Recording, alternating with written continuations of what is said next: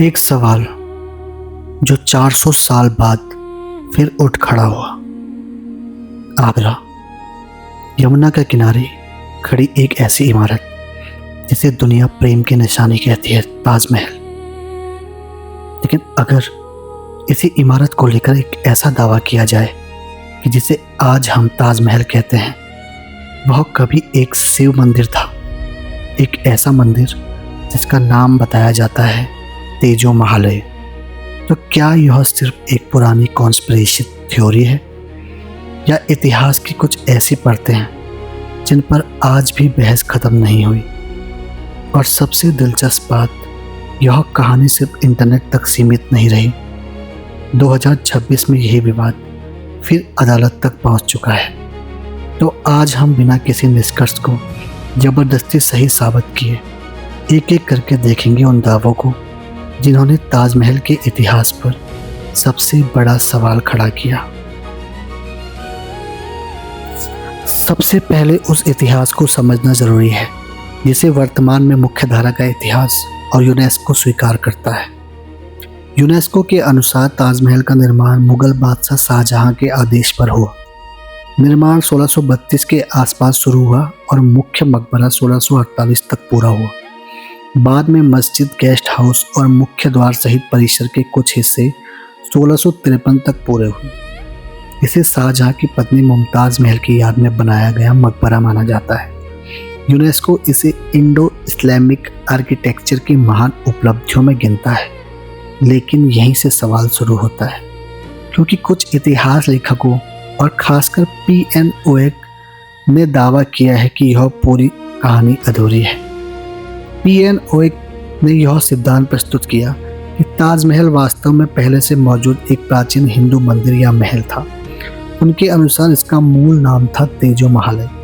उनकी थ्योरी में ताजमहल की आर्किटेक्चर, सिंबोलिज्म, कथित संस्कृत इंस्क्रिप्शंस, पुराने पिलर्स और कुछ यात्रियों के वर्णन को एविडेंस के तौर पर इस्तेमाल किया गया। लेकिन यहाँ एक बहुत ज़रूरी बात है, PN ओएक की थ्योरी को मेन स्ट्रीम आर्कियोलॉजी और इतिहास ने स्वीकार नहीं किया है। इसलिए आगे आने वाले पॉइंट को हम साबित तथ्य नहीं बल्कि ओएक थ्योरी का दावा समझना होगा। अब आते हैं सबसे खास इंट्रिगिंग एविडेंस पर। ओएक थ्योरी का एक फ्रीक्वेंटली कोटेड दावा एक पुराने archaeological survey of India report से जुड़ा है। 1874 में प्रकाशित archaeological survey of India reports volume 4 वास्तव में मौजूद है। इसका बिब्लियोग्राफिक रिकॉर्ड गूगल बुक्स पर भी उपलब्ध है। ओएक समर्थक इस रिपोर्ट के एक पैसेज को खास महत्व देते हैं। उसमें एक पुराने काले पत्थर के पिलर्स के बारे में लिखा बताया जाता है और दावा किया जाता है कि यह पिलर और दूसरे पिलर का बेस तथा कैपिटल आगरा के ग्राउंड में मौजूद थे और once stood in the garden of Taj Mahal. यही लाइन तेजो महालय थ्योरी में बेहद महत्वपूर्ण मानी जाती है। अब सवाल यह है, अगर कोई पिलर वास्तव में ताजमहल के गार्डन में पहले से मौजूद था तो क्या वह किसी पुराने निर्माण का हिस्सा था, या फिर यह सिर्फ एक आर्कियोलॉजिकल फ्रेगमेंट था जिसे बाद में वहां से हटा दिया गया? यहीं से इंटरप्रिटेशन शुरू होता है। डॉक्यूमेंट का अस्तित्व एक बात है, लेकिन उससे यह निष्कर्ष निकालना कि ताजमहल निश्चित रूप से शिव मंदिर था, यह दूसरी बात है। अब आते हैं एक और बेहद इंटरेस्टिंग हिस्टोरिकल रेफरेंस पर। एक अंग्रेज यात्री थे, थॉमस ट्विनिंग। उनकी पुस्तक travels in India 100 years ago में 1794 की उनकी यात्रा का वर्णन मिलता है। ओएक थ्योरी के समर्थक उनके वर्णन को ताजमहल से जुड़ी मिसिंग एलिफेंट थ्योरी के लिए इस्तेमाल करते हैं। वर्णन में ट्विनिंग ताजमहल के आसपास की ऊंची दीवारों और एक ऐसे स्थान का उल्लेख करते हैं जिसे कोर्ट ऑफ द एलिफेंट्स कहा जाता था। यानी सवाल उठता है, अगर यह सिर्फ एक साधारण नाम था तो ऐसा नाम क्यों? और अगर वहाँ कभी वास्तव में हाथियों की मूर्तियाँ थी तो वे कहाँ गई? ओएक समर्थकों का दावा है कि कभी गेटवे पर 2 विशाल पत्थर के हाथी मौजूद थे, लेकिन यहाँ भी सावधानी जरूरी है। ट्विनिंग का कोर्ट ऑफ द एलिफेंट लिखना अपने आप में यह प्रमाण नहीं करता कि यह शिव मंदिर था। यह केवल एक हिस्टोरिकल डिस्क्रिप्शन है जिसे बाद में थ्योरी के पक्ष में इंटरप्रेट किया गया। अब आता है थ्योरी का एक और ड्रामेटिक हिस्सा। ताजमहल पर अरेबिक कैलीग्राफी मौजूद है। इन इंस्क्रिप्शन में कुरानिक पैसेजेस लिखे हैं और एक थ्योरी में दावा किया गया है कि ये इंस्क्रिप्शन मूल बिल्डिंग पर बाद में ग्राफ्ट या एडिशंस की तरह लगाए गए। और यह सवाल उठाया गया, अगर शाहजहां स्वयं इस बिल्डिंग के निर्माता था तो इंस्क्रिप्शन में स्पष्ट रूप से उनका नाम या कंस्ट्रक्शन की कहानी क्यों नहीं लिखी गई। सुनने में यह सवाल काफ़ी पावरफुल लगता है, लेकिन यहाँ एक लॉजिकल प्रॉब्लम है। किसी बिल्डिंग पर निर्माता का नाम न होना यह साबित नहीं करता कि वह निर्माता नहीं था। और यूनेस्को के अनुसार ताजमहल की क्रोनोलॉजी निर्धारित करने में अरबिक और कुरानिक इंस्क्रिप्शन स्वयं महत्वपूर्ण हिस्टोरिकल एविडेंस है। इसलिए इस आर्ग्यूमेंट को प्रूफ कहना सही नहीं होगा। यह केवल एक थ्योरी, एक सवाल है। अब थ्योरी का सबसे विजुअली इंटरेस्टिंग हिस्सा, ताजमहल को ध्यान से देखिए। उसके डोम के ऊपर लोटस शेप्ड ऑर्नामेंटेशन दिखाई देती है। ऊपर एक फाइनाइल है। पूरे कॉम्प्लेक्स में सिमेट्री है। कुछ लोग इसके आर्किटेक्चर एलिमेंट्स को हिंदू टेम्पल आर्किटेक्चर से जोड़ते हैं। ओएक और उनके समर्थकों ने डोम अरेंजमेंट, लोटस मोटिव, फिनाइल और बिल्डिंग प्लान जैसी चीज़ों को हिंदू आर्किटेक्चर ट्रेडिशनल से जोड़कर देखा। उन्होंने यह दावा किया कि जावा के एंशिएंट हिंदू चंडी सेवा टेम्पल का ग्राउंड प्लान ताजमहल से मिलता जुलता है। लेकिन आर्किटेक्चर में एक महत्वपूर्ण समस्या है। किसी आर्किटेक्चर फीचर का किसी दूसरे सिविलाइजेशन में भी मिलना अपने आप यह सिद्ध नहीं करता कि बिल्डिंग उसी सिविलाइजेशन की है। आर्किटेक्चरल स्टाइल एक दूसरे से इन्फ्लुएंस ले सकते हैं और मुग़ल आर्किटेक्चर खुद इंडियन, पर्शियन, सेंट्रल एशियन और अन्य रीजनल ट्रेडिशन का मिश्रण से विकसित हुआ था। इसलिए लोटस या किसी पर्टिकुलर डोम शेप को अकेले टेम्पल का प्रमाण नहीं माना जा सकता। तेजो महालय थ्योरी में एक कथित संस्कृत इंस्क्रिप्शन का जिक्र आता है।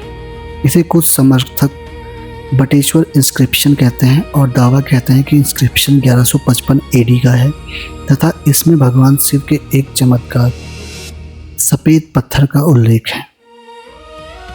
और एक थ्योरी का दावा है कि इंस्क्रिप्शन कभी ताजमहल के गार्डन में था और बाद में शाहजहां के आदेश पर हटा दिया गया।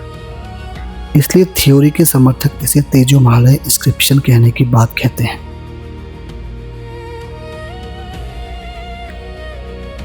1874 की आर्कियोलॉजिकल सर्वे रिपोर्ट वास्तव में मौजूद है, लेकिन इंटरनेट पर जो इंटरप्रिटेशन चलती है, ESI ने 1874 में ऑफिशियली साबित कर दिया था कि ताजमहल पहले हिंदू टेम्पल था। यह कहना सही नहीं होगा। एक रिपोर्ट में किसी पिलर के ताज गार्डन में पहले मौजूद होने का रेफरेंस होना और पूरे मॉन्यूमेंट को शिव मंदिर साबित कर देना दो बिल्कुल अलग बातें हैं। यही इस मिस्ट्री का सबसे महत्वपूर्ण हिस्सा है। अब कहानी लगभग 400 साल आगे जंप करती है। 2026 में तेजो महालय विवाद फिर अदालत में पहुंचा। आगरा की अदालत में पहले से एक डिक्लेरेटरी सूट लंबित है, जिसमें दावा किया गया है कि ताजमहल में भगवान श्री अग्रेश्वर महादेव नागनाथेश्वर विराजमान का तेजो महालय मंदिर मौजूद था। इस मामले में पिटिशनर ने मॉन्यूमेंट का इंस्पेक्शन, फोटोग्राफी और वीडियोग्राफी कराने के लिए एडवोकेट कमिश्नर नियुक्त करने की मांग की थी, लेकिन आगरा की लोअर कोर्ट ने इस मांग को स्वीकार नहीं किया। इसके बाद मामला इलाहाबाद हाई कोर्ट पहुंचा। जुलाई 2026 में हाई कोर्ट ने केंद्र सरकार और आर्कियोलॉजिकल सर्वे ऑफ इंडिया को नोटिस जारी कर जवाब मांगा और यही इस पुरानी कहानी का नया चैप्टर है। हाई कोर्ट ने यह फैसला नहीं दिया कि ताजमहल शिव मंदिर है। अदालत ने केवल उस पिटीशन पर सरकार और ASI से जवाब मांगा जो ताजमहल के आगे सर्वे इंस्पेक्शन से संबंधित थी। यानी मामला अभी दावे और न्यायिक प्रक्रिया के स्तर पर है। कोर्ट का नोटिस मंदिर होने की जुडिशियल कंफर्मेशन नहीं है। यह फर्क बहुत महत्वपूर्ण है। एक तरफ हमारे पास है यूनेस्को और मेनस्ट्रीम हिस्टोरिकल अकाउंट, शाहजहां के आदेश पर 17वीं शताब्दी में निर्मित मुमताज़ महल का मकबरा।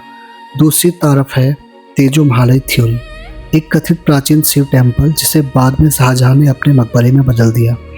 और इसके समर्थन में पेश किए जाते हैं 1874 की आर्कियोलॉजिकल रिपोर्ट, 1794 का थॉमस ट्विन का कोड ऑफ एलिफेंट रेफरेंस, कथित Sanskrit inscription, Hindu architecture similarities, lotus motifs और कई दूसरे आर्किटेक्चरल आर्गुमेंट। लेकिन इनमें से कोई दावों की इंटरप्रिटेशन विवादित है और मेन स्ट्रीम आर्कियोलॉजिकल इन्हें ताजमहल को हिंदू टेम्पल सिद्ध करने के लिए पर्याप्त प्रमाण नहीं मानती। तो आखिर सच क्या है? क्या ताजमहल वास्तव में शाहजहां ने बनवाया था, या फिर क्या उसके नीचे और उसके आसपास इतिहास की कोई ऐसी कहानी छिपी है जो आज भी पूरी तरह सामने नहीं आई? 1874 की एक रिपोर्ट, 1794 का एक ट्रैवलर, एक कथित संस्कृत इंस्क्रिप्शन, आर्किटेक्चर के कुछ रहस्यमयी एलिमेंट्स और अब 2026 में हाई कोर्ट तक पहुंच चुका एक विवाद। लेकिन सबसे बड़ा सवाल अभी भी वही है, क्या ये सब एक दूसरे से जुड़ी हुई कड़ियाँ हैं या फिर अलग अलग हिस्टोरिकल फैक्ट को जोड़कर बनाई गई एक थ्योरी? फिलहाल अदालत ने यह तय नहीं किया है कि ताजमहल तेजो महालय था और इतिहास की मुख्य धारा भी इसे शिव मंदिर नहीं मानती। लेकिन एक बात तय है, ताजमहल की कहानी सिर्फ संगमरमर की कहानी नहीं है। यह इतिहास, राजनीति, धर्म, पुरातत्व और इंटरप्रिटेशन, इन सब के बीच एक खड़ा सवाल है जिसका जवाब आने वाली पीढ़ियां भी तलाशती रहेंगी। क्योंकि कभी कभी इतिहास की सबसे बड़ी मिस्ट्री वह नहीं होती कि हमें क्या पता है, बल्कि यह होती है कि हमें अभी क्या पता नहीं है।